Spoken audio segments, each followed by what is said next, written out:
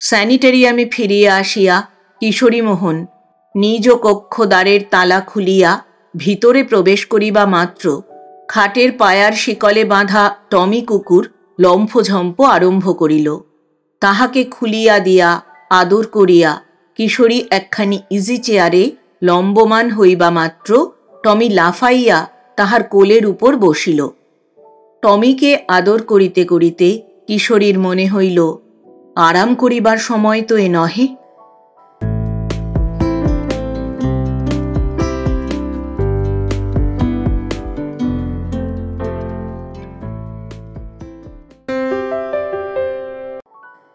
শুভেচ্ছা বন্ধুরা, এক রাশ শুভেচ্ছা আর ভালোবাসা।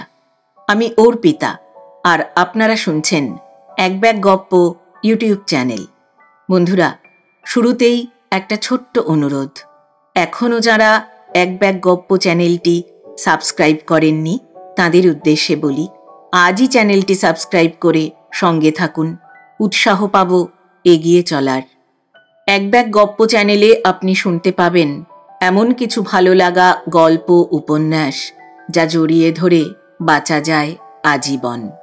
বন্ধুরা, আমরা শুরু করেছিলাম শ্রদ্ধেয় লেখক প্রভাত কুমার মুখোপাধ্যায় রচিত একটি বিখ্যাত উপন্যাস সত্যবালা। ইতিমধ্যে আপনারা নিশ্চয়ই প্রথম, দ্বিতীয় ও তৃতীয় পর্ব শুনে নিয়েছেন। আজ পড়ব সত্যবালা উপন্যাসের চতুর্থ পর্ব। গল্প পাঠ করছি আমি অর্পিতা। শব্দ নির্মাণ করেছেন সাহিত্য সমাহার চ্যানেলের আকাশ। প্রচ্ছদ এঁকেছেন কাভারম্যান অভিব্রত। উপস্থাপনায় এক ব্যাগ গপ্প ইউটিউব চ্যানেল। শুরু করছি শ্রদ্ধেয় লেখক প্রভাত কুমার মুখোপাধ্যায় রচিত সত্যবালা উপন্যাসের চতুর্থ পর্ব।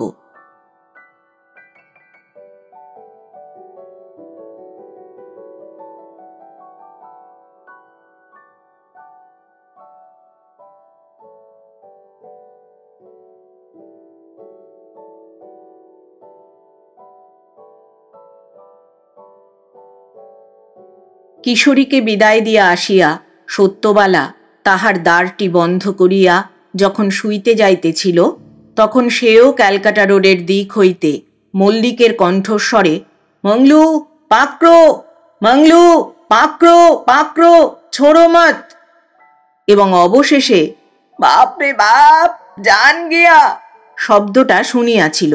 শুনিয়া সে চমকিয়া উঠিয়াছিল। সতী তখন বেশ বুঝিতে পারিল মল্লিক কিশোরীকে ধরিবার জন্য মংলুকে পাঠাইয়াছে এবং মংলু তাহাকে ধরিয়াছে। কিন্তু বাপরে বাপ জান গিয়া শুনিয়া সতী কিছুই বুঝিতে পারিল না। সে তাড়াতাড়ি পশ্চাতের জানালা খুলিয়া কান খাড়া করিয়া রহিল, কিন্তু আর কোনো রূপ শব্দ শুনিতে পাইল না। তবে দেখিল ইংরাজি কাপড় পরা এক মূর্তি নিম্ন হইতে হাতায় উঠিল এবং তার ডিঙাইয়া পার্শ্বস্থ হাতায় প্রবেশ করিল। সতী বুঝিল যে মল্লিক ফিরিয়া গেল, কিন্তু তথাপি তাহার ভয় গেল না। বুক দুরু দুরু করিতে লাগিল। কি হইবে? কিশোরীর যদি কোনো অনিষ্ট হইয়া থাকে, তাহা হইলে কেমন করিয়াই বা আমি জানিতে পারিব? কোথায় কাল বেলা 9টার সময় বিবাহ, আজ হঠাৎ এ কি অভাবনীয় কাণ্ড! খোলা জানালার কাছে দাঁড়াইয়া সতী প্রায় 15 মিনিট এইরূপ চিন্তা করিতেছিল। এমন সময় দেখিতে পাইল কিশোরী যেখান দিয়া উঠিয়া আসে ঠিক সেইখান দিয়া দ্বিতীয় একজন মনুষ্য মূর্তি উঠিয়া তাহাদের হাতায় আসিল। সেই তরল অন্ধকারে লোকটাকে কিশোরীর মতোই দেখাইল। সতী রুদ্ধ নিঃশ্বাসে অপেক্ষা করিতে লাগিল। লোকটা বাড়ির দিকেই আসিল এবং ক্ষণকাল পরে সতীর বন্ধ দ্বারের বাহিরে কুকুরে আঁচড়াইলে যেমন শব্দ হয়, সেইরূপ একটা শব্দ উত্থিত হইল। সতী ক্ষিপ্র পদে দ্বারের কাছে আসিয়া চাপা গলায় জিজ্ঞাসা করিল, কে? সেইরূপ চাপা গলায় উত্তর আসিল, আমি কিশোরী, খোলো। সতী কম্পিত হস্তে দ্বার খুলিয়া দিল। কিশোরী বলিল, একটা ভয়ানক কাণ্ড হয়ে গেছে, একটা লণ্ঠন দিতে পারো? সতী কম্পিত স্বরে জিজ্ঞাসা করিল, কি হয়েছে, কি হয়েছে? কিশোরী বলিল, মল্লিকের চাকর মংলু আমায় আক্রমণ করেছিল। হুড়োহুড়িতে আমরা দুজনে রাস্তার শেষে পৌঁছেছিলাম। তারপর আমি নিজের প্রাণ বাঁচাবার জন্যে তাকে এক ধাক্কা দিই। তাতে সে গড়াতে গড়াতে নিচে চলে গেছে। যদি খাদে পড়ে গিয়ে থাকে তবে তার অস্থি চূর্ণ হয়ে গেছে। একটা লণ্ঠন দাও, আমি তাকে খুঁজে দেখব। যদি বেঁচে থাকে তবে তার প্রাণ বাঁচাবার উপায় করব। সতী কিশোরীর বাহুর উপর হস্ত রাখিয়া বলিল, আমি লণ্ঠন দিচ্ছি, কিন্তু একলা তোমায় তো আমি যেতে দেব না, আমি তোমার সঙ্গে যাব। কিশোরী বলিল, না না, তুমি কোথা যাবে? সতী বলিল, তাহলে তুমিও যাবে না। আমি এই রাত্রে তোমায় একলা কোথাও যেতে দেব না। কিশোরী বলিল, পাহাড়ের গা দিয়ে তুমি কি নামতে পারো? যদি পড়ে যাও তো সর্বনাশ হবে। তাছাড়া মল্লিকও বোধহয় কাছাকাছি কোথাও আছে। আমি যখন মংলুর সঙ্গে ধস্তাধস্তি করছিলাম তখন দুবার তার গলার স্বর শুনেছি। সতী বলিল, আমিও শুনেছি। সে নিজের বাসায় চলে গেছে, আমি দেখেছি। সে থাকুক আর নাই থাকুক, আমার বাড়ির লোকদের কাছে জানাজানি হোক আর না হোক, এই বিপদে আমি কখনোই তোমায় একলা ছেড়ে দেব না। আমিও তোমার সঙ্গে থাকব। পাহাড়ের গা দিয়ে নামা ওঠার কথা বলছো? সে আমার খুব অভ্যেস আছে, ছেলেবেলা থেকে অভ্যেস আছে, সেজন্য তুমি কিছু ভয় করো না। কিন্তু কিশোরী কিছুতেই রাজি হইল না। অনেক করিয়া সতীকে বুঝাইল, বলিল, দেখো, সে লোকটা কোথায় পড়ে আছে এই রাত্রে কেবলমাত্র একটা লণ্ঠনের সাহায্যে খুঁজে পাওয়া একরকম অসম্ভব হবে। তবু মনকে প্রবোধ দেবার জন্য আমি একবার খুঁজে দেখব এই মাত্র। আমি তোমার কাছে প্রতিশ্রুতি দিচ্ছি, বেশি দূর নিচে অবধি আমি যাব না, নিজের জীবনকে বিপন্ন করব না। লণ্ঠনটা দাও, আমি একটু খুঁজে দেখে আসি। তুমি জেগে থাকো, আমি এখনই আবার ফিরে আসব। সতী তখন নিজের গোসলখানা হইতে একটা হ্যারিকেন লণ্ঠন আনিয়া কিশোরীর হাতে দিল। কিশোরী বলিয়া গেল, আমি আধ ঘণ্টার ভিতরই ফিরব। অর্ধ ঘণ্টা পরে কিশোরী ফিরিয়া আসিল। সতী দ্বার খুলিয়া চুপি চুপি জিজ্ঞাসা করিল, কি হল? কিশোরী বলিল, আমি অনেকটা দূর অবধি নেমে গিয়েছিলাম, কিন্তু কোথাও তার চিহ্ন মাত্র দেখতে পেলাম না। খুব নিচু খাদে গিয়ে বোধহয় সে পড়েছে। সে আর বেঁচে নেই। বাইরে চলো। এখন আমার নিজের প্রাণ বাঁচাবার জন্যে কি করব স্থির করেছি তা তোমায় বলবো। উভয়ে বাহির হইয়া পূর্বস্থানে গিয়া বসিল। কিশোরী বলিল, দেখো, আমি এখন খুনের দায়ে পড়লাম। ইচ্ছাপূর্বক না করলেও ঘটনাক্রমে আমার দ্বারা একটা খুন হয়ে গেল। স্বয়ং মল্লিক তার সাক্ষী। মল্লিক এই রাত্রেই পুলিশে খবর পাঠিয়েছে কিনা জানি না, কাল সকালে নিশ্চয়ই পাঠাবে। তখন আমি গ্রেপ্তার হব। সুতরাং এখনই আমার গা ঢাকা দেওয়া দরকার। এই রাত্রেই আমি দার্জিলিং ছেড়ে পালাবো স্থির করেছি। সতী কাঁদিতে কাঁদিতে জিজ্ঞাসা করিল, কোথা যাবে, কোথা যাবে? কিশোরী বলিল, রেলের পথে, কলকাতার দিকে নয়, কারণ ওই দিকেই পুলিশ আমায় খুঁজবে। ভাবছি ঠিক উল্টো দিকে টিবেটের পথে আমি যাব। কিছু দূর গেলেই ইংরেজ রাজ্যের সীমানা পার হয়ে যাব। তখন আর কিছুই ভয় থাকবে না। বছরখানেক পরে এদিকে সব গোলমাল মিটে গেলে আমি ফিরে আসব। কলকাতায় গিয়ে তোমার সঙ্গে দেখা করব। তুমি কি বলো? এই ভালো মতলব নয়? সতী পূর্ববৎ চাপা কান্নার ভিতর হইতে বলিল, এই বোধহয় এখন ভালো। কিশোরী উঠিয়া দাঁড়াইয়া সতীকে বক্ষে বাঁধিয়া শাস্ত্রু নয়নে বলিল, তবে এখন আমায় বিদায় দাও। আমি ফিরে না আসা পর্যন্ত তুমি আমারই থাকবে তো? সতী কিশোরীকে বুকে বাঁধিয়া বলিল, আমি তোমারই থাকব, আমি তোমারই থাকব, আমরণ আমি তোমারই থাকব। তুমি ফিরে আসবার আশায় বেঁচে থাকব। কিশোরী সতীকে বারংবার চুম্বন করিয়া বলিল, এখন তবে বিদায়। একটা কথা, তোমার কাছে টাকা আছে? সতী বলিল, আছে, এনে দেব? কিশোরী বলিল, না, আমি এখন স্যানিটেরিয়ামেই যাচ্ছি। দরকারি জিনিসপত্র নিয়ে ভোর হবার আগেই দার্জিলিং ছেড়ে চলে যাব। কাল তুমি স্যানিটেরিয়ামে গিয়ে আমার হিসেব মিটিয়ে দিয়ে আমার জিনিসপত্র আর কুকুরটিকে এনে তোমার কাছে রাখবে? সতী বলিল, তা রাখব। তখন অনাবিল অশ্রু জলে পরস্পর পরস্পরকে পরিষিক্ত করিয়া উভয়ে উভয়ের নিকট বিদায় গ্রহণ করিল।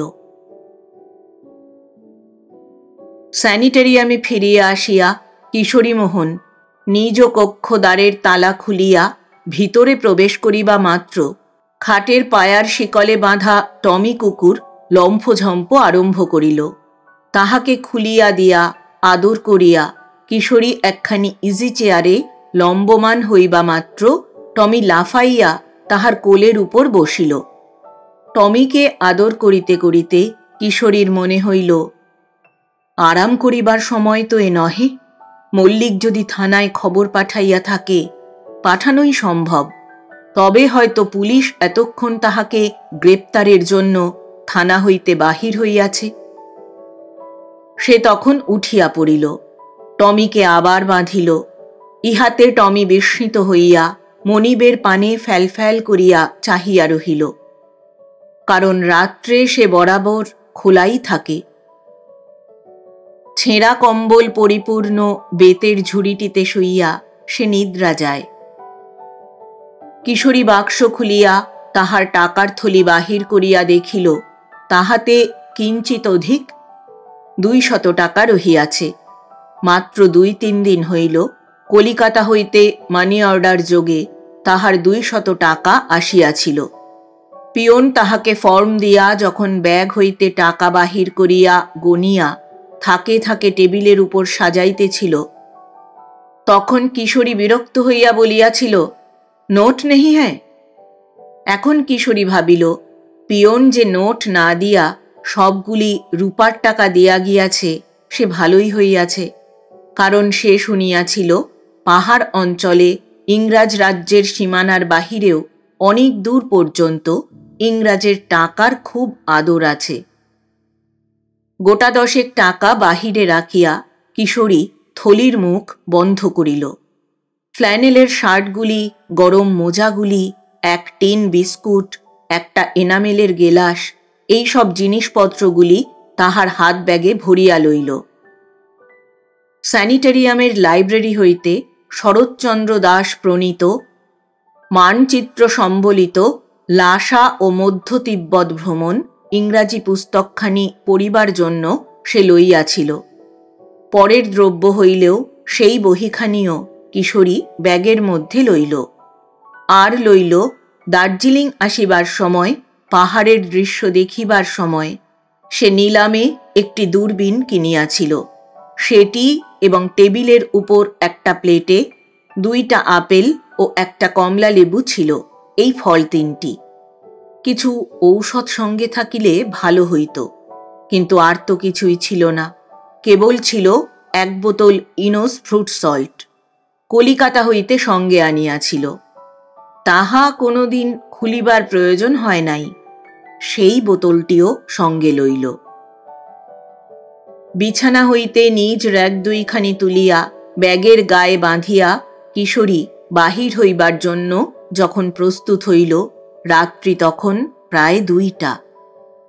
টমির ঝুড়ির নিকট হাঁটু গাড়িয়া বসিয়া তাহার গা চাপড়াইয়া সজল নয়নে কিশোরী বলিল, টমি, এখন চললাম।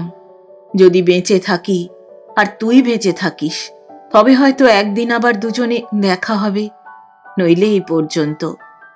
যা হোক, তোকে বেশ ভালো আশ্রয় রেখে যাচ্ছি, তুই কোনো কষ্ট পাবি নে। এখন বিদায়।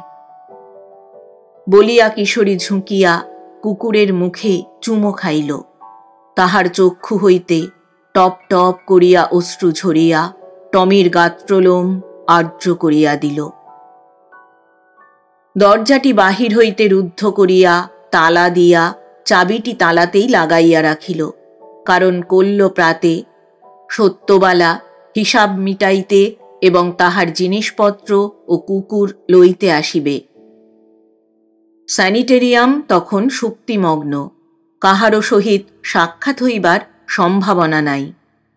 তখন চন্দ্রোদয় হইয়াছে। চন্দ্রালোকে স্যানিটেরিয়ামের হাতা পার হইয়া ফটকের নিকট আসিয়া দেখিল একজন ভৃত্য কোনো কারণে তাহার শয়নকক্ষের বাহিরে আসিয়াছিল। সে জিজ্ঞাসা করিল, ইত্তা রাত মে কাহা যাতে হে হুজুর?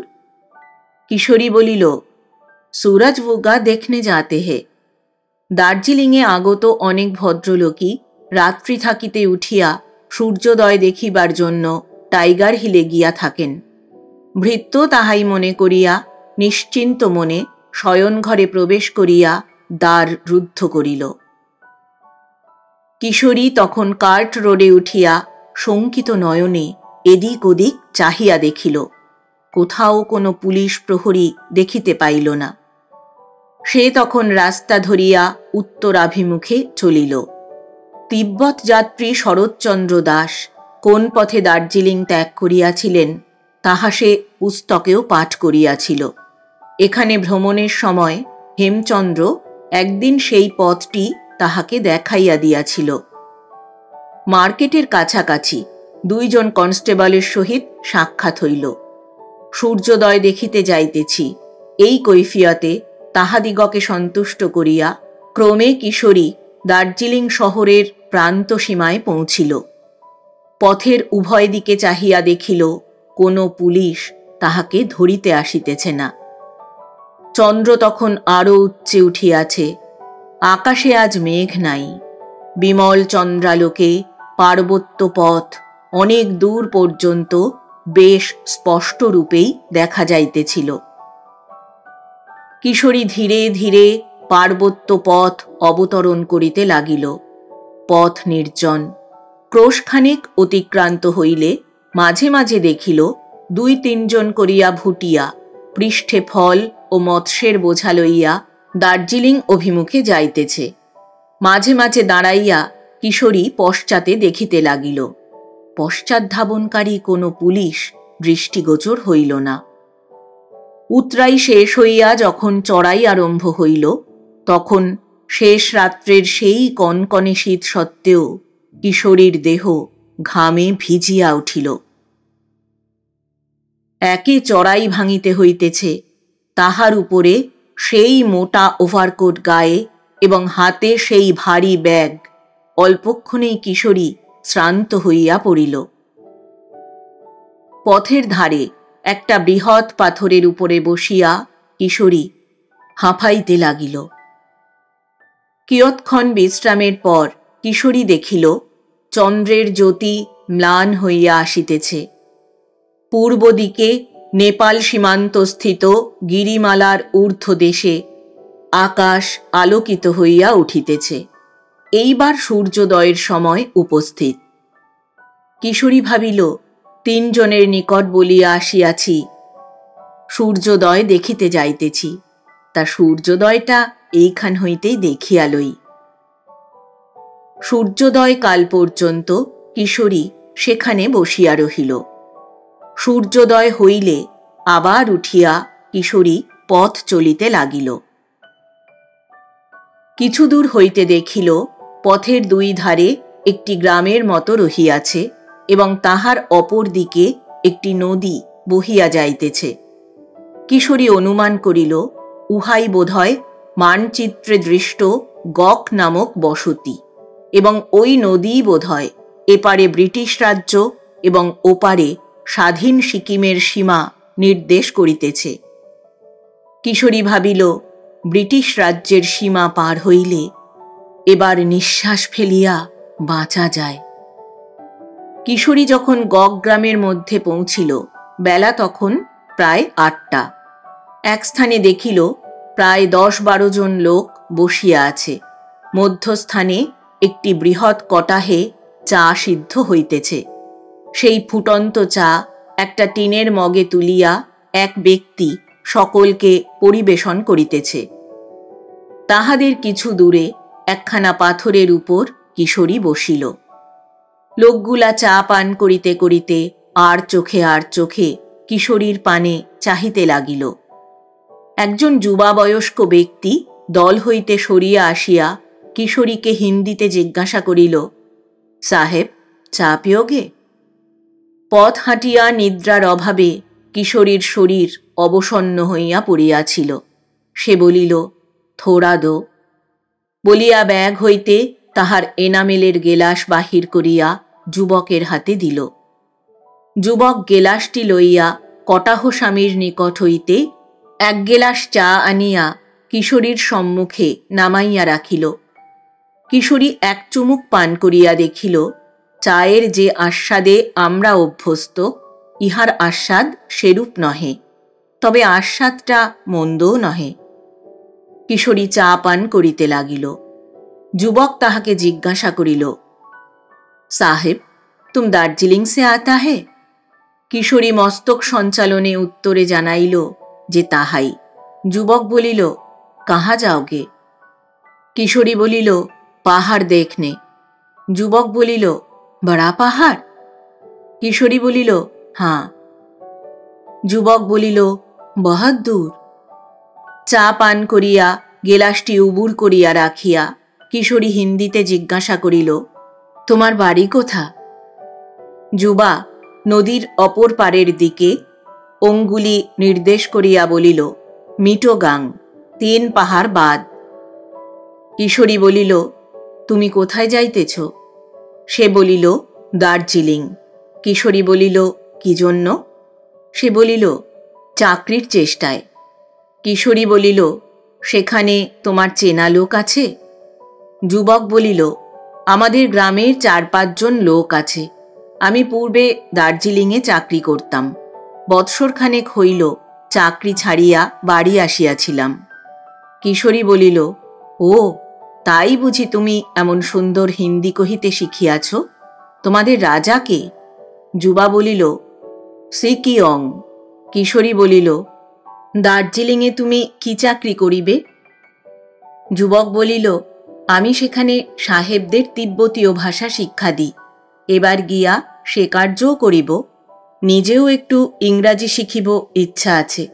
কিশোরী কহিল, কত মাহিনা পাইবে? সে কহিল, 50-60 টাকা রোজগার করিতে পারিব। করিলে কি হইবে? দার্জিলিংয়ে যা খরচ, অর্ধেক তো খাইয়াই ফেলিব। তাছাড়া ইংরাজি শিখিবার ব্যয়ও লাগিবে। কিশোরী মুহূর্তকাল কি ভাবিল, তাহার পর বলিল, তুমি আমার চাকরি করিবে? আমি তোমায় মাসে 25 টাকা বেতন দিব এবং খোরাকও যোগাইব। তুমি আমায় তিব্বতীয় ভাষা শিখাইবে, আমিও তোমায় ইংরাজি শিখাইব। যুবা জিজ্ঞাসা করিল, আপনি কবে দার্জিলিংয়ে ফিরিবেন? কিশোরী কহিল, যেখান হইতে কাঞ্চনজঙ্ঘা বেশ ভালো করিয়া দেখা যায়, আমি সেই অবধি যাইব, তাহার পর ফিরিব। যুবক বলিল, 2 মাস লাগিবে। এই 2 মাস আমি বসিয়া থাকিব সাহেব? কিশোরী কহিল, বসিয়া থাকিবে কেন? এখন হইতেই তুমি আমার কার্যে ভর্তি হও। আমার সঙ্গে চলো, আবার আমার সঙ্গে ফিরিবে। যুবা কিয়ৎক্ষণ কি ভাবিল, তাহার পর কহিল, সাহেব, আমি আপনার সহিত যাইতে পারি, যদি আমার পিতার অনুমতি পাই। আমাদের গ্রাম এখান হইতে অধিক দূরে নহে, 1 বেলার পথ। আমি পিতাকে জিজ্ঞাসা করিয়া আসিতে পারি, আপনার দেখা কোথায় পাইব? কিশোরী বলিল, চলো না, আমিও তোমাদের গ্রামে যাই। তোমার পিতা যদি তোমাকে যাইতে দেন, তবে কাল সকালে উঠিয়া আমরা আবার রওনা হইতে পারিব। তোমার নাম কি? তোমরা কোন জাতি? আমার নাম ফুরচিং। আমরা পূর্বে তিব্বতের অধিবাসী ছিলাম। আমার পিতা সেখান হইতে বাস উঠাইয়া এদেশে আসিয়া বাস করিয়াছেন। আমরা বৌদ্ধ ধর্মাবলম্বী। আপনি কি ঈসাই? কিশোরী বলিল, না, আমরা হিন্দু। যুবক বলিল, এখানে আর কি বিলম্ব করিবেন? কিশোরী কহিল, না, এখানে বিলম্ব করিয়া আর কি হইবে? চলো, এই বেলা ওঠা যাও। বেলায় বেলায় তোমাদের বাড়ি পৌঁছিতে পারিলেই ভালো। একটা কথা, রাস্তায় আর কোনো গ্রাম পাওয়া যাইবে কি? কিছু খাদ্যদ্রব্য আবশ্যক তো? ফুরচিং বলিল, রাস্তায় আর কোথাও খাদ্য পাওয়া যাইবে না, এখান হইতেই কিছু সংগ্রহ করিয়া লইতে হইবে। কিশোরী তাহার পকেট হইতে একটি টাকা বাহির করিয়া ফুরচিংয়ের হাতে দিল। টাকাটি লইয়া ফুরচিং বলিল, আপনি এইখানে বসিয়াই বিশ্রাম করুন, আমি কিছু খাবার সংগ্রহ করিয়া আনিতেছি। বলিয়া সে প্রস্থান করিল।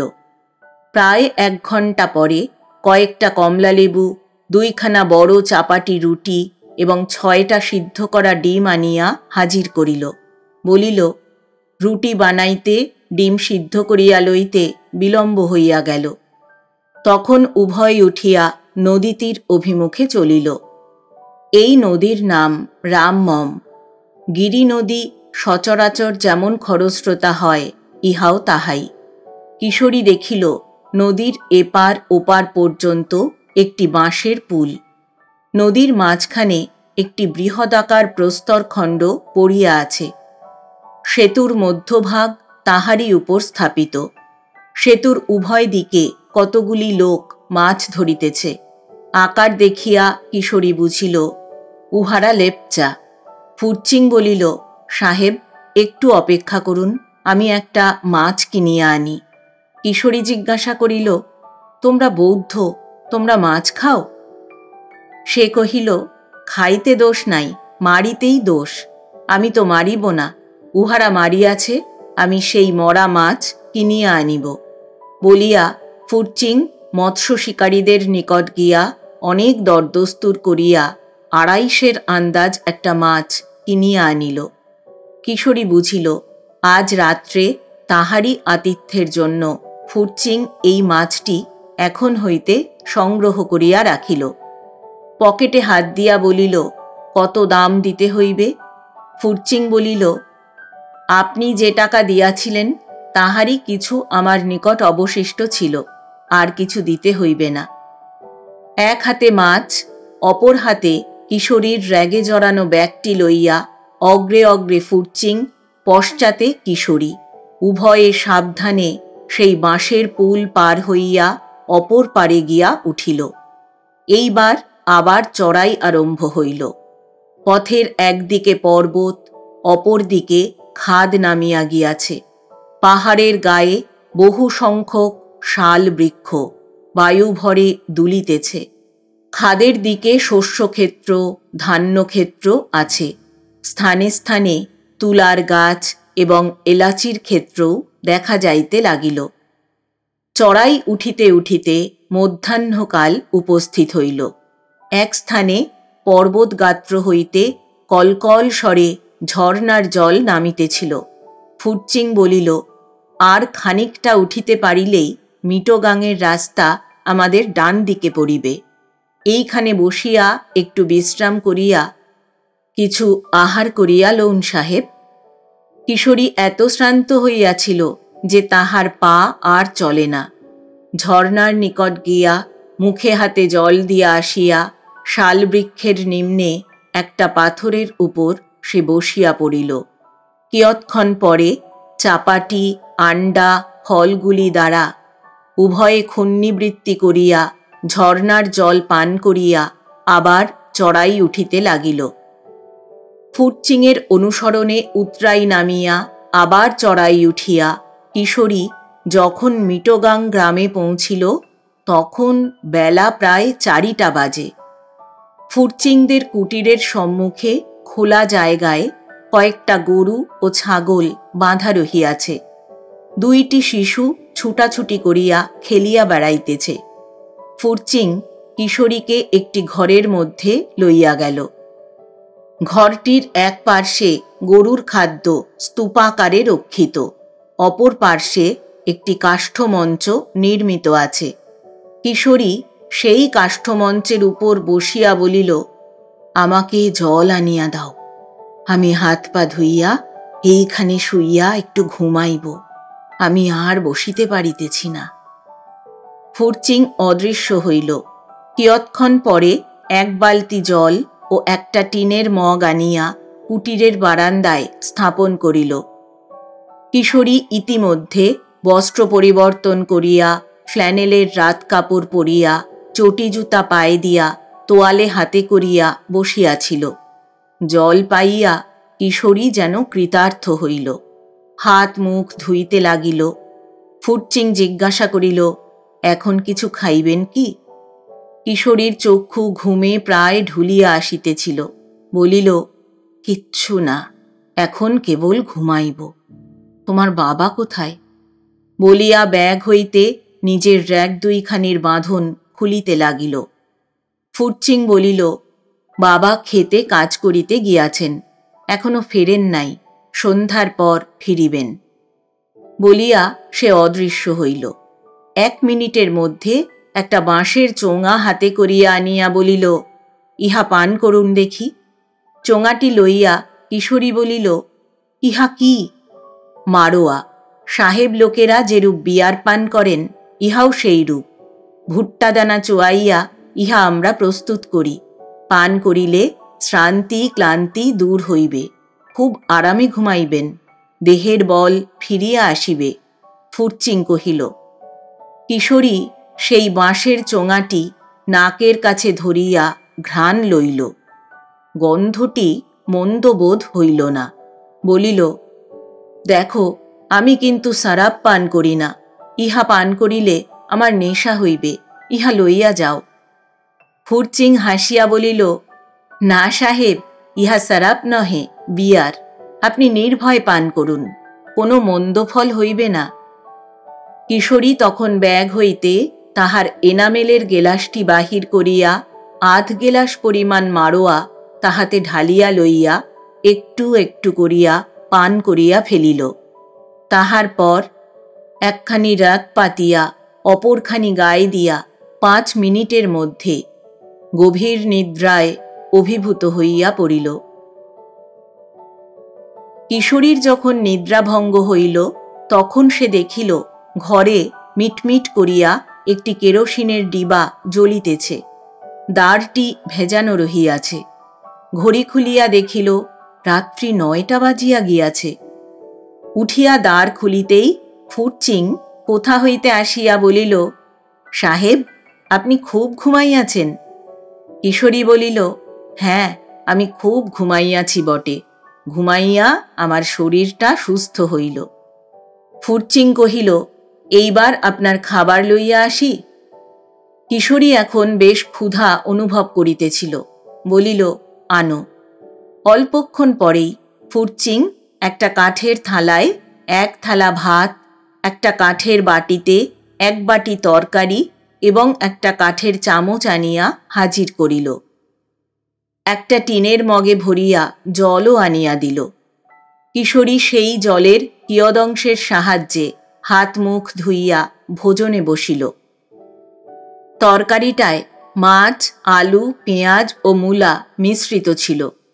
রন্ধন প্রণালী বাঙালির পক্ষে উপভোগ্য না হইলেও ক্ষুধার জ্বালায় তাহাই যেন কিশোরীর তখন অমৃত বোধ হইল।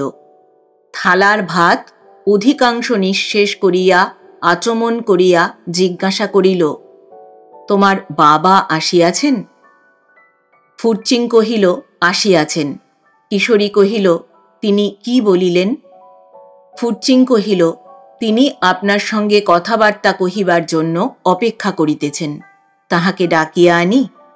ডাকো। বলিয়া কিশোরী তাহার সেই কাষ্ঠমঞ্চে বিস্তৃত শয্যার উপর বসিয়া অপেক্ষা করিতে লাগিল। অল্পক্ষণ পরেই ফুরচিং তাহার বৃদ্ধ পিতাকে সঙ্গে করিয়া লইয়া আসিল। সেলাম সাহেব বলিয়া বৃদ্ধ মেঝের উপরেই বসিতে যাইতেছিল। কিশোরী অনুরোধ করিয়া তাহাকে নিজের শয্যার উপরে বসাইল। বৃদ্ধ বসিয়া হিন্দিতে বলিল, শুনিলাম আপনি হিন্দু, পর্বত দেখিবার জন্য দার্জিলিং হইতে বাহির হইয়াছেন। আপনার নিবাস কোন স্থানে?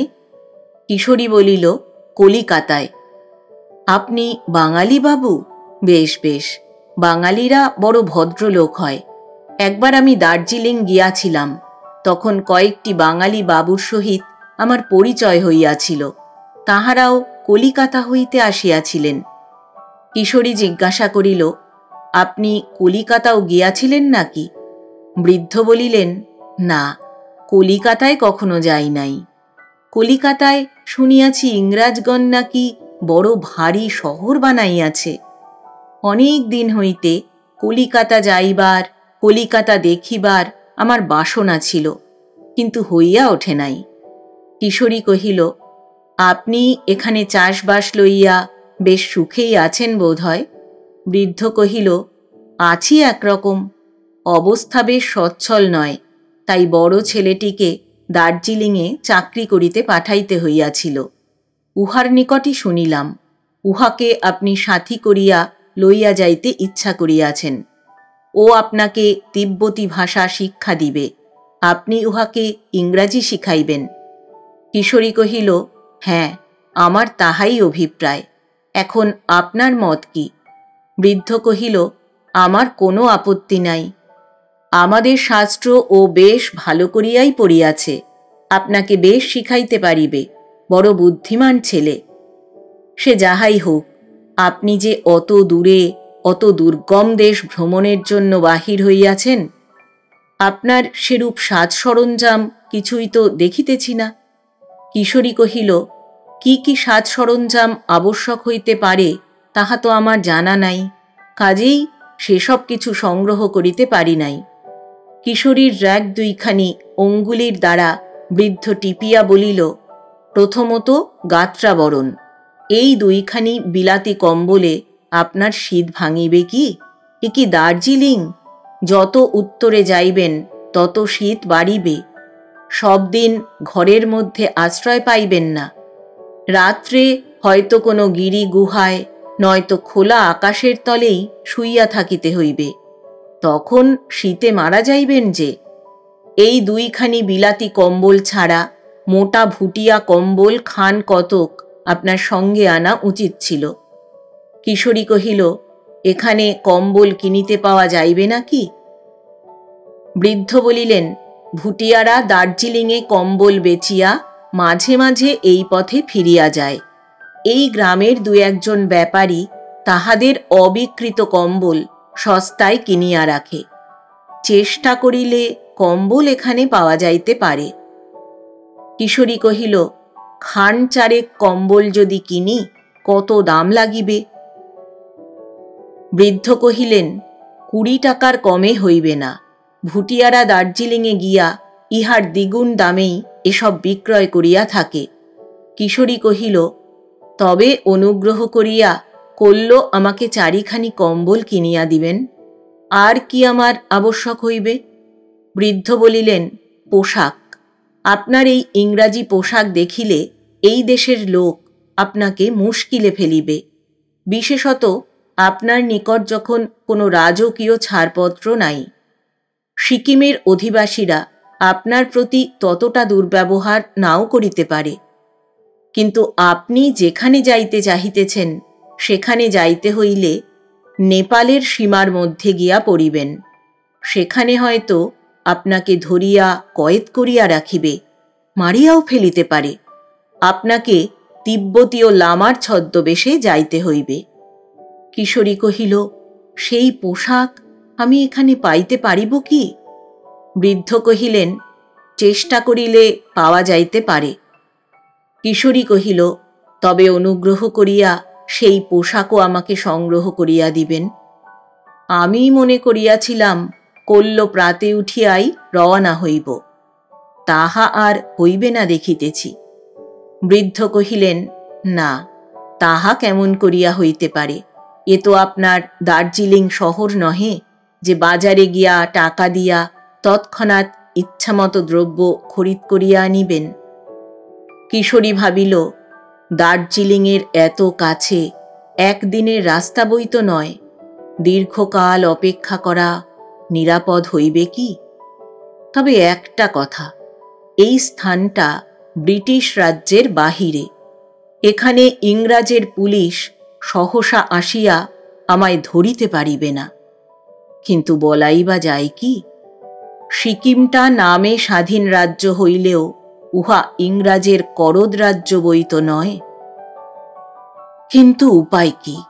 বৃদ্ধ যাহা বলিতেছে সে তো ঠিক কথাই। ইংরাজি পোশাকে অধিক দূরে যাওয়া তো চলিবেই না। আর কম্বল না হইলে শীতেই যে মরিয়া যাইব।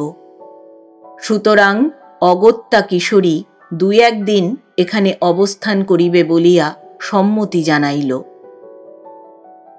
বৃদ্ধ তখন কয়েকটি অন্যান্য কথার পর গাত্রোত্থান করিয়া বলিল, রাত্রি অধিক হইল, আপনি এখন শয়ন করুন। আমি আপনার জন্য আর 2 কম্বল পাঠাইয়া দিতেছি। এই 2খানা বিলাতি কম্বলে রাত্রে আপনি শীতে কষ্ট পাইবেন। বলিয়া পুত্রসহ সে প্রস্থান করিল। কিয়ৎক্ষণ পরে এক হাতে কম্বল এবং এক হাতে বাঁশের চোঙা লইয়া ফুরচিং ফিরিয়া আসিল। বিছানা ঠিক করিয়া দিতে দিতে বলিল, আপনি আর খানিক মারোয়া পান করিয়া শয়ন করুন। রাত্রে শীত কম লাগিবে। এদেশে আমরা সকলেই শয়নের পূর্বে কিঞ্চিত মারোয়া পান করিয়া থাকি। যস্মিন দেশে যদাচার, এই নীতি স্মরণ করিয়া এবার কিশোরী আপত্তি করিল না। বিশেষত আহারের পর সুপারি বা কোনো মশলা চর্বণ করিতে না পাইয়া তাহার মুখটা খারাপ হইয়াছিল। মুখ শোধন হিসাবে 1/2 গেলাস মারোয়া ঢালিয়া সে পান করিয়া ফেলিল। শয়ন করিয়া নিদ্রা না আসা পর্যন্ত সে নিজের অদৃষ্ট চিন্তা করিতে লাগিল। কোথায় আমি বিবাহের বর, কোথায় পলাতক খুনি আসামি? আজ বেলা 9টার সময় যখন আমার বিবাহ হইবার কথা ছিল, সেই সময়ে আমি কোথায়? তখন আমি লেপচাগণের সহিত পথের ধারে বসিয়া সেই উৎকট চা পান করিতেছি। আজ এতক্ষণ দার্জিলিংয়ের কোনো ইংরাজি হোটেলে প্রিয়তমার সহিত ফুলশয্যায় আমার শয়ন করিবার কথা। তাহার পরিবর্তে পাহাড়িয়ার কুটিরে কাষ্ঠশয্যায় এই বিড়ম্বনা ভোগ। অথচ 24 ঘণ্টা পূর্বেও ইহা একেবারে স্বপ্নাতীতই ছিল। আবার কি সুদিন আসিবে? এ জীবনে আর আসিবে কিনা কে জানে। আর কি কোনো দিন আমি প্রিয়ার মুখ, আত্মীয় স্বজনের মুখ, দেশের মুখ দেখিব? না হিমালয়ের সুশীতল বক্ষে আমার চির সমাধি রচিত হইবে? সতী এখন দার্জিলিংয়ে গিয়া কি করিতেছে?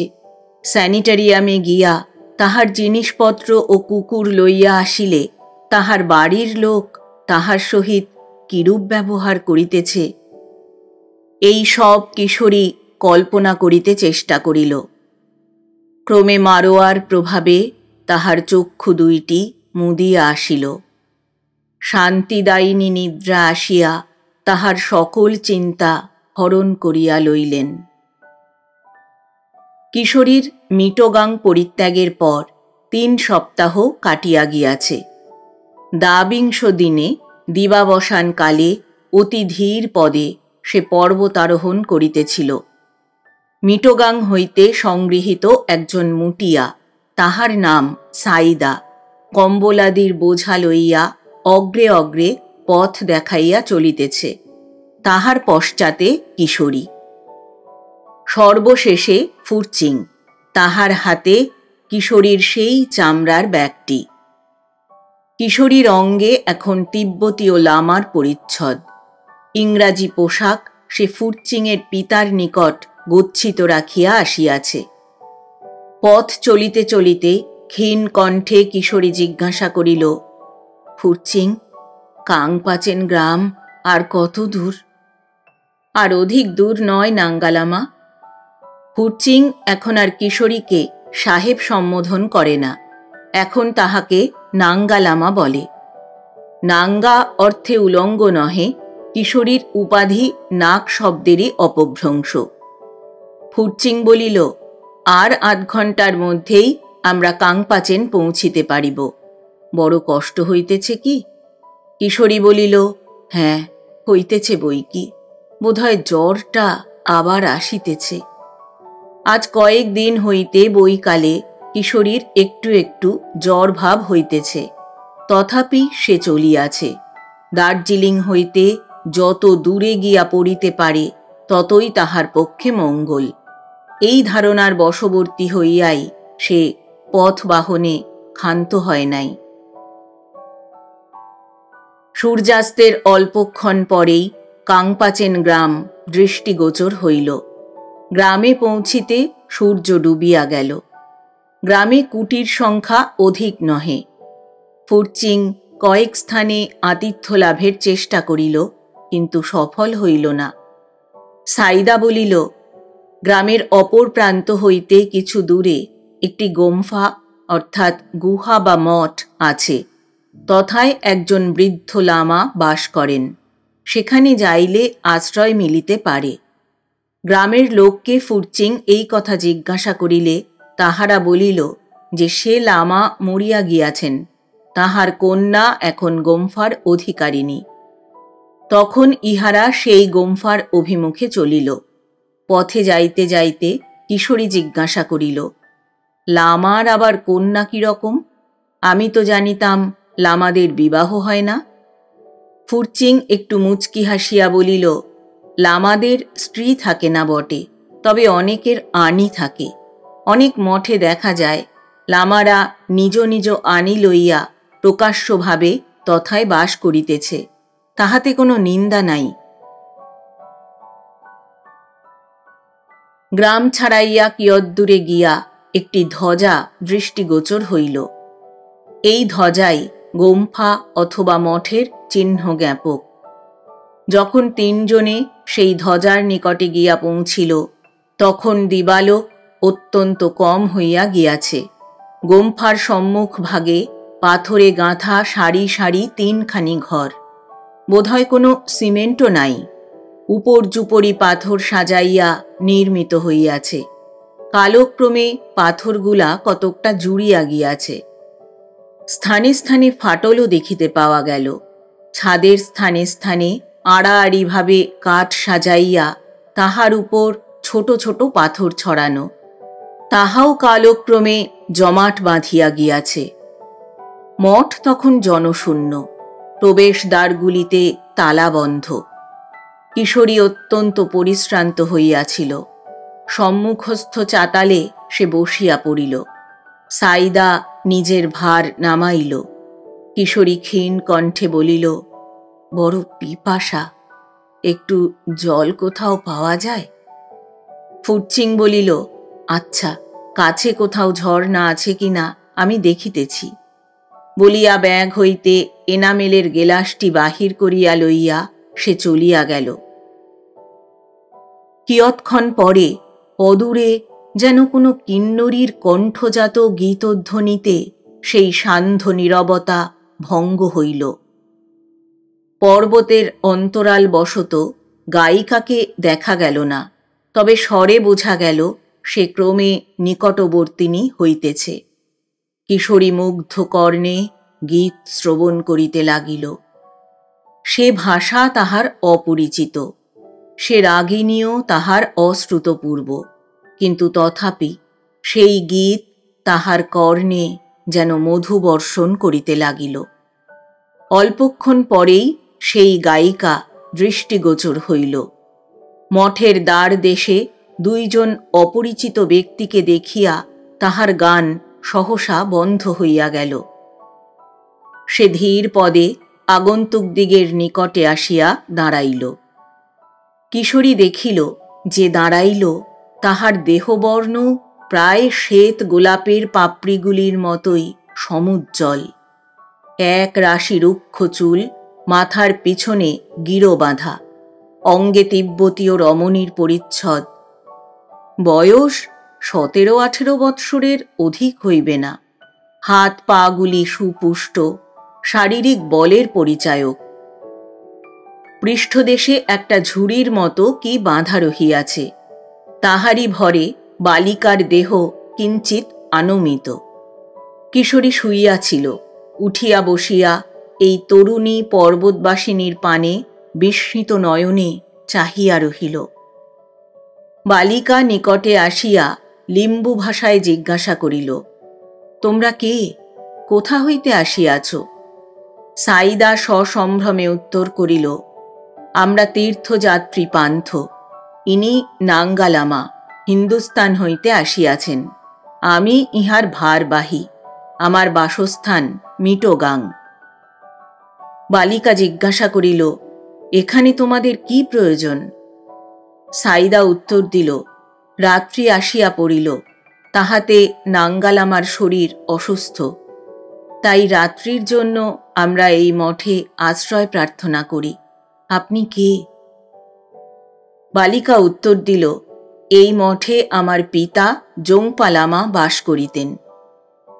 2 বৎসর পূর্বে তাহার নির্বাণ লাভ হইয়াছে। এখন আমি এই মঠের অধিকারিণী। এইখানেই আমি বাস করি। সাইদা আবার বলিল, এখানে আমাদের আপনি আশ্রয় দিবেন কি? আর একজন আমাদের সঙ্গে আছে, সেও আমার স্বদেশীয়। নাঙ্গালামা পিপাসায় বড় কাতর হইয়াছেন, তাই সে জল অন্বেষণ করিতে গিয়াছে। পিপাসায় কাতর হইয়াছেন? আমার ঘরে জল আছে, আমি এখনই জল দিতেছি বলিয়া বালিকা পৃষ্ঠদেশ হইতে তাহার ঝুড়িটি নামাইয়া সেইখানে রাখিয়া তড়িত হস্তে দ্বারের চাবি খুলিয়া ভিতর হইতে একটি কাষ্ঠ নির্মিত পেয়ালায় জল ভরিয়া আনিয়া কিশোরীর হাতে দিল। কিশোরী সমস্ত জলটুকু নিঃশেষে পান করিয়া ফেলিয়া পেয়ালাটি নামাইয়া রাখিয়া কৃতজ্ঞতাপূর্ণ দৃষ্টিতে সেই রূপসী বালিকার পানে চাহিয়া রহিল। বালিকা সাইদার পানে চাহিয়া বলিল, সন্ধ্যা হইয়া আসিল, ইহার অসুস্থ শরীর, বাহিরে হিমে বসিয়া কষ্ট করার প্রয়োজন কি? নাঙ্গালামা মঠের ভিতরে আসুন। সাইদা দোভাষী হইয়া বালিকার এই আহ্বান কিশোরীকে বুঝাইয়া দিল। কিশোরী আরও একবার সকৃতজ্ঞ দৃষ্টিতে বালিকার পানে চাহিয়া ধীরে ধীরে গাত্রোত্থান করিল।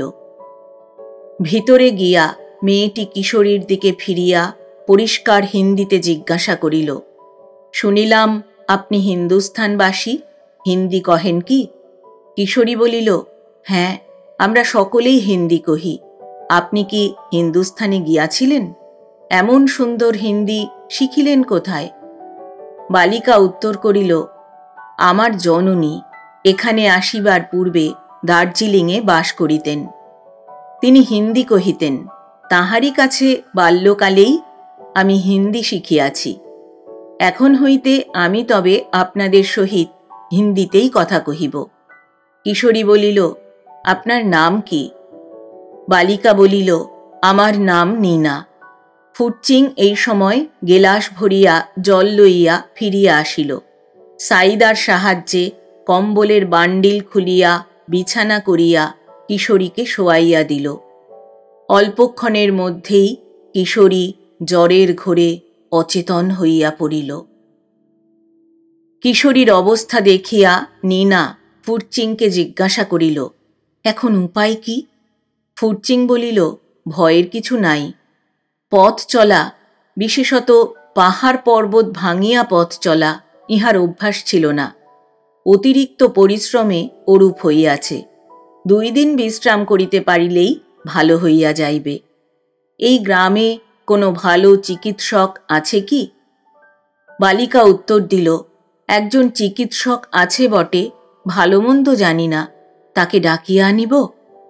সাইদা বলিল, না, আজ রাত্রে আর ডাকিবার দরকার নাই। কাল প্রাতে কেমন থাকেন দেখিয়া তখন যাহা হয় ব্যবস্থা করা যাইবে। আপনি কি এই মঠে একাই থাকেন? বালিকা উত্তর দিল, হ্যাঁ, একাই থাকি। সাইদা বলিল, আমাদিগকে আশ্রয় দিয়া আপনাকে বোধহয় বড়ই অসুবিধায় পড়িতে হইল। এই ঘরখানিতেই আপনি বোধহয় শয়ন করেন। নীনা বলিল, অসুবিধা কিছুই নাই। ইহার পাশে আরও 2টি যে ঘর আছে, তাহার পশ্চাতে কয়েকটি গুহা আছে। আমি সেই গুহার একখানিতে শয়ন করি।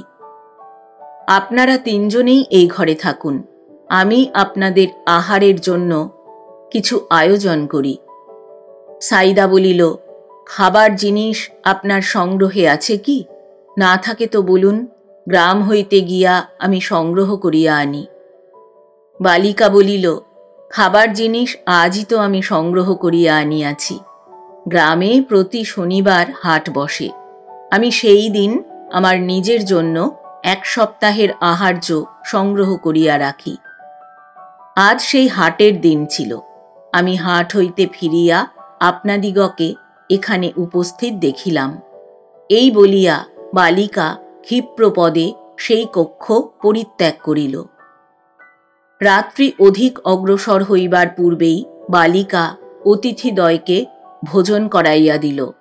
বাঁশের চোঙা আনিয়া ফুটচিংয়ের হাতে দিয়া বলিল, এটি রাখিয়া দিন, ইহার মধ্যে সাম্বা আছে। নাঙ্গালামা যদি রাত্রিতে জাগিয়া উঠেন ও খাইতে চাহেন, তবে এই সাম্বা তাহাকে পান করিতে দিবেন। আর কোনো জিনিসের প্রয়োজন আছে কি? আমরা যাহাকে বার্লি বলি, এই সাম্বা সেই জাতীয় পদার্থ। ফুটচিং সকৃতজ্ঞ চিত্তে বলিল, না, আর কিছুই চাই না। আপনি যান, আহার করুন। আপনাকে আজ আমরা বড়ই কষ্ট দিলাম। নীনা কিশোরীর নিকট গিয়া নিঃসংকোচে তাহার কপালে হাত দিয়া উত্তাপ পরীক্ষা করিল। সকরুণ দৃষ্টিতে তাহার মুখের পানে কিয়ৎক্ষণ চাহিয়া থাকিয়া সেই কক্ষ পরিত্যাগ করিয়া গেল। সপ্তাহকাল এই মঠে কিশোরী রোগ যন্ত্রণা ভোগ করিবার পর অবশেষে নিরাময় হইয়া উঠিল। ফুটচিং ও সাইদা উভয়েই এই বিশ্রামটা বেশ উপভোগ করিতেছিল। নীনা স্বয়ং রোগীর পরিচর্যার ভার গ্রহণ করিয়াছিল। সুতরাং ইহারা কার্যাভাবে দিবসে গ্রামে গিয়া আড্ডা জমাইত ও চ্যাং অর্থাৎ তদ্দেশীয় মদ্য পান করিত। তিব্বতীয় ভাষায় লামা কুমারীর অসাধারণ অধিকার দেখিয়া ফুটচিং চমৎকৃত হইয়াছিল। নীনা সর্বদা কিশোরীর শয্যাপার্শ্বেই থাকিত। কিশোরীর জ্বরটা কমিয়া আসার পর হইতে নীনার সহিত তাহার অনেক কথাবার্তা হইয়াছে। নীনা তাহাকে নিজের জীবনের অনেক কথাই বলিয়াছে। অন্নপথ্য করিবার একদিন পরে কিশোরী জিজ্ঞাসা করিয়াছিল, তুমি এখানে একা থাকো, তোমার ভয় করে না? ভয়? ভয় কাহাকে করিব? কিশোরী কহিয়াছিল, চোর ডাকাত আসিতে পারে তো। নীনা কহিয়াছিল, আমার বন্দুক আছে, সেই বন্দুক ভরিয়া লইয়া রাত্রে আমি শুইয়া থাকি।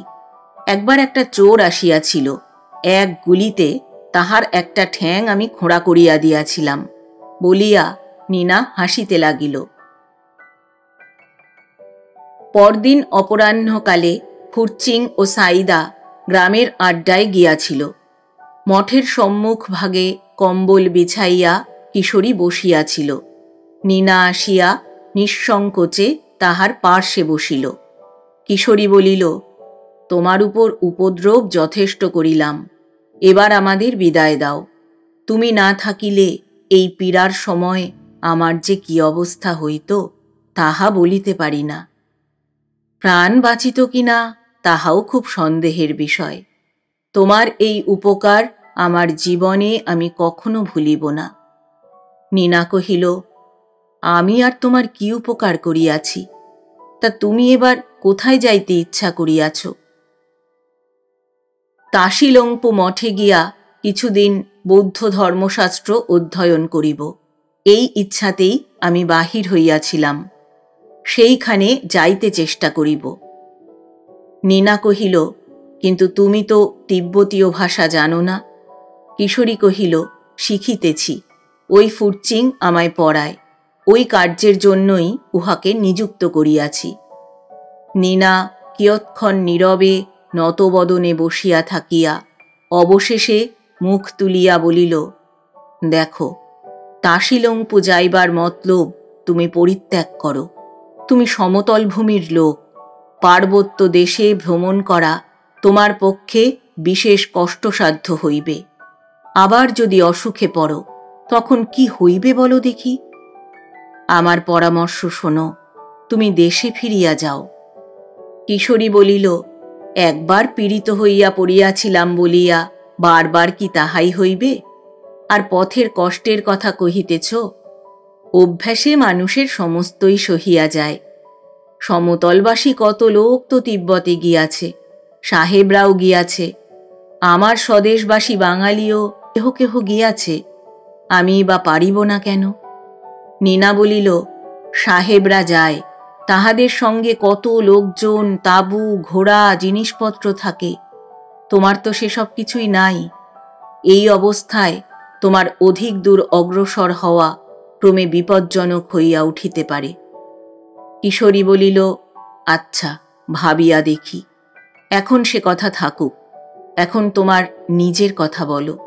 তুমি কতকাল আর একাকিনী এই মঠ আগলাইয়া পড়িয়া থাকিবে? বিবাহ করিয়া সংসারী হইবে না?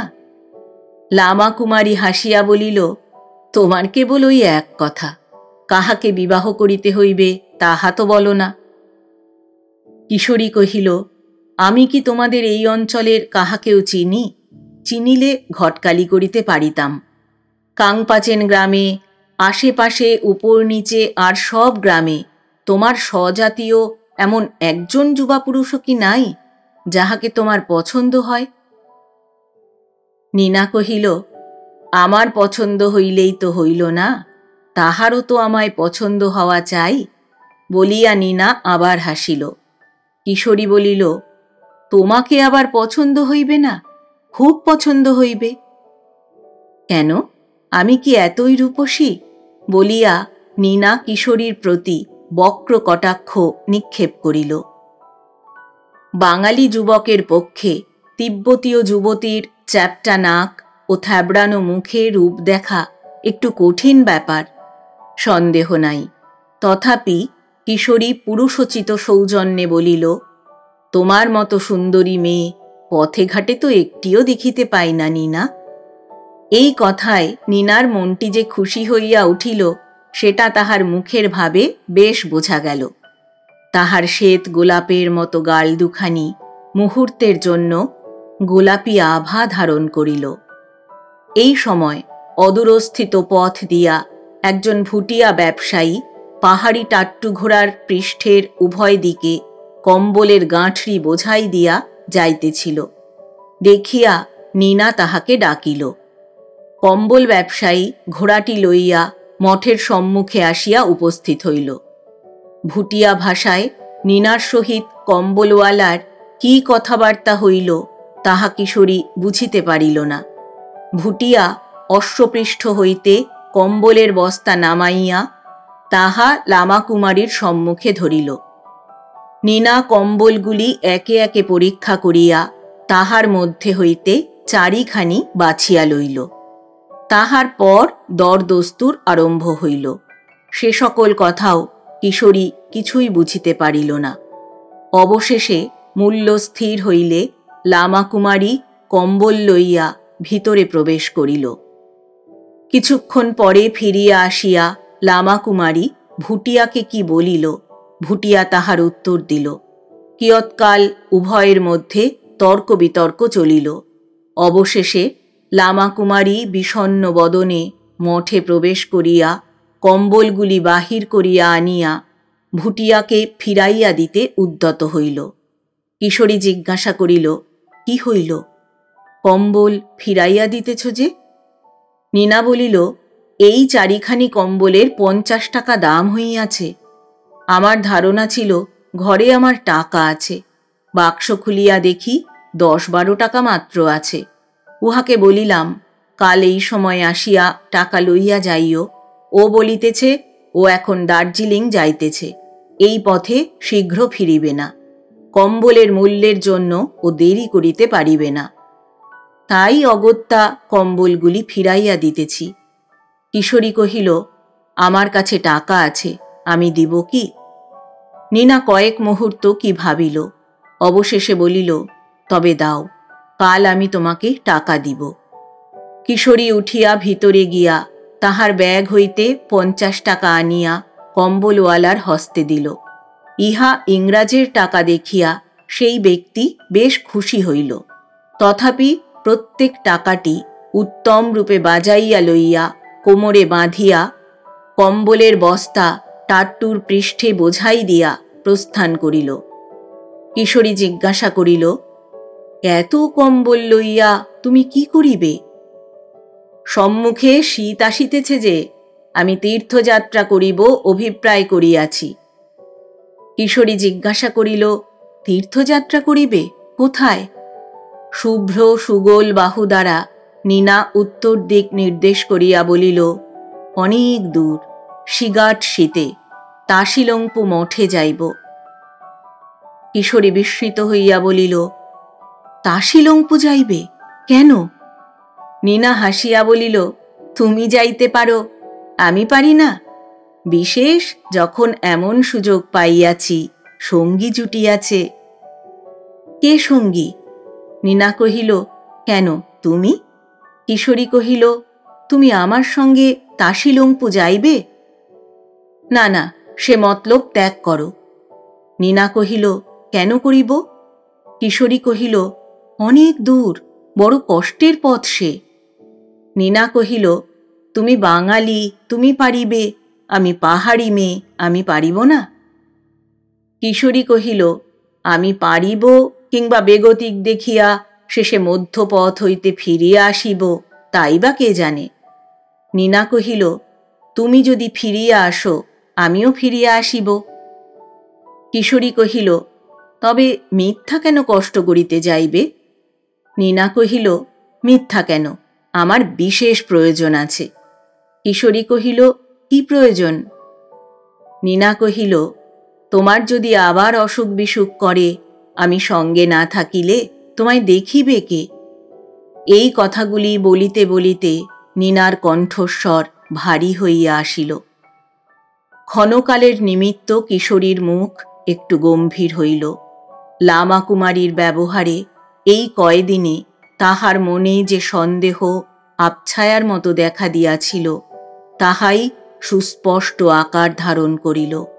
কিন্তু সেই ভাব মনে চাপিয়া রাখিয়া মুখে হাসি টানিয়া আনিয়া বলিল, বেশ বেশ, তুমি একজন আদর্শ বৌদ্ধ রমণী বটে, সর্বজীবে দয়া, বেশ ভালো কথা। নীনা কথা শুনিয়া তিরস্কারপূর্ণ দৃষ্টিতে কিশোরীর পানে চাহিয়া রহিল। শেষে একটি মৃদু দীর্ঘ নিঃশ্বাস ত্যাগ করিয়া সেখান হইতে উঠিয়া গেল। কিশোরী বসিয়া আপন মনে চিন্তা করিতে লাগিল, আমি যাহা সন্দেহ করিতেছি তাহাই যদি হয়, তবে তো বড় গোলমালের কথা। নীনা কি আমায় ভালোবাসিতেছে? কিন্তু উহার সে ভালোবাসা সম্পূর্ণ নিষ্ফল হইবে যে। আমি তো উহাকে ভালোবাসিতে পারিব না, আমি যে অন্যের। তাছাড়া আমি বাঙালি ও তিব্বতী। বাঙালির পক্ষে কোনো তিব্বতী মেয়েকে ভালোবাসা কি সম্ভব? কেন কেন ওর এ দুর্বুদ্ধি হইল? এইরূপ অবস্থায় এখান হইতে শীঘ্র শীঘ্র বিদায় হইতে পারিলে বাঁচি, কিন্তু তাহাতেই বা ফল কি? ও যে সঙ্গে যাইতে চাহে। যদি বলি তোমাকে আমি সঙ্গে লইব না, সে কথাই বা ও শুনিবে কেন? হাত আছে, পা আছে, দেহে বল, বুকে সাহস আছে, বাঙালির মেয়ে তো নয়। ও আমার পিছু লইলে আমি কেমন করিয়া উহাকে নিবারণ করিব? তবে কি পলায়ন করিব? বোধহয় সেই পরামর্শই ভালো। এই সময় কিশোরী সহসা তাহার স্কন্ধ দেশে কাহার হস্তস্পর্শ অনুভব করিল। ফিরিয়া দেখিল নীনা ঝুঁকিয়া দাঁড়াইয়া আছে। কোমল স্বরে বলিল, নাঙ্গালামা, তুমি কি আমার উপর রাগ করিয়াছ? কিশোরী কহিল, না, রাগ করিব কেন? নীনা কহিল, তোমার সঙ্গে তাশিলংপু যাইতে চাহি বলিয়া। কিশোরী উত্তর দিল, না, রাগ করি নাই, তবে তুমি ছেলে মানুষ, অত দূর পথে যাওয়াটা তোমার পক্ষে ভালো নয়, এ কথা কিন্তু এখনো বলিতেছি। নীনা কহিল, আচ্ছা, সে কথা এখন যাওক, সে পরের কথা পরে হইবে। এখন তোমার কাছে আমার একটি বিশেষ অনুরোধ আছে। কিশোরী কহিল, কি বলো? নীনা কহিল, আজ যে আমি কম্বল কিনিয়াছি, টাকা ছিল না, তুমি আমায় টাকা ধার দিয়াছ, এই কথাটি ফুরচিং অথবা সাইদার কাছে তুমি প্রকাশ করিও না। উহাদের নিকট সে কথা প্রকাশ করিবার জন্য কিশোরীর কিছুমাত্র মাথা ব্যথা ছিল না। তথাপি এই অনুরোধের কারণ কি জানিবার জন্য তাহার মনে একটু কৌতূহল জন্মিল। তাই সে জিজ্ঞাসা করিল, কেন, তাতে দোষ কি? নীনা বলিল, দোষ আছে। কি দোষ আছে হয়তো একদিন আমি তোমাকে বুঝাইয়া দিব, কিন্তু এখন নয়। এখন তুমি আমায় কথা দাও যে সে কথা তুমি উহাদের নিকট প্রকাশ করিবে না। কিশোরী কহিল, আচ্ছা, আমি কথা দিতেছি সে কথা আমি উহাদের নিকট প্রকাশ করিব না। বেশ, বলিয়া নীনা আসিয়া কিশোরীর পার্শ্বে উপবেশন করিল। বলিল, আরেকটি কথা, টাকাটা কালই আমি শোধ করিয়া দিব বলিয়াছিলাম। কালই যদি না পারি, যদি 2-4 দিন বিলম্ব হয়, তাহা হইলে তুমি রাগ করিবে না তো? কিশোরী কহিল, না না, রাগ করিব কেন?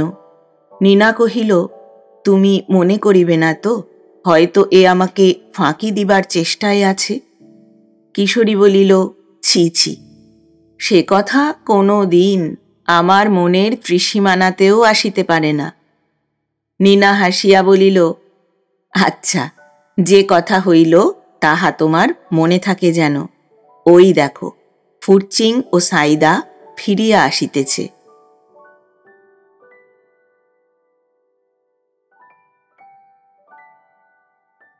এতক্ষণ শুনলেন শ্রদ্ধেয় লেখক প্রভাত কুমার মুখোপাধ্যায় রচিত একটি বিখ্যাত উপন্যাস সত্যবালার 4র্থ পর্ব। বন্ধুরা, আপনারা নিশ্চয়ই ইতিমধ্যে সত্যবালার 1ম, 2য় ও 3য় পর্ব শুনে নিয়েছেন। গল্প পাঠ করলাম আমি অর্পিতা। শব্দ নির্মাণ করেছেন সাহিত্য সমাহার চ্যানেলের আকাশ। প্রচ্ছদ এঁকেছেন কভারম্যান অভিব্রত। উপস্থাপনায় এক ব্যাগ গপ্প ইউটিউব চ্যানেল। বন্ধুরা, আবার আসব সত্যবালা উপন্যাসের পরবর্তী পর্ব নিয়ে। আজ তাহলে বিদায় নিচ্ছি। সবাই ভালো থাকবেন, সুস্থ থাকবেন।